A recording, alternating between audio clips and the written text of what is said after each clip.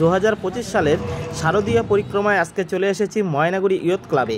কারণ এই ক্লাবের প্যান্ডেলটি হয়েছে গোটা জলপাইগুড়ি জেলার মধ্যে প্রথম স্থান অধিকার করেছে।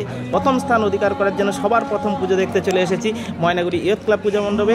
আর পুজো মণ্ডপটা দেখো সম্পূর্ণটাই সমস্ত প্যান্ডেলটাই তৈরি হয়েছে পরিবেশ বান্ধব জিনিস দিয়ে, যেরকম ধানের শীষ দিয়ে তো কাজ করা হয়েছে, পাট দিয়ে কাজ করা হয়েছে এবং বাঁশ দিয়ে কাজ করা হয়েছে, বেত দিয়ে কাজ করা হয়েছে।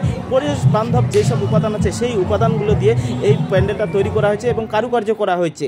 অসাধারণ প্যান্ডেল হয়েছে, জলপাইগুড়ি জেলার মধ্যে প্রথম স্থান অধিকার হয়েছে। সত্যি জলপাইগুড়ি জেলা প্রথম স্থান অধিকার করেছে এই প্যান্ডেলটি। সবাই দেখতে আসো, ঘুরতে আসো ময়নাগুড়ি ইয়ুথ ক্লাবে।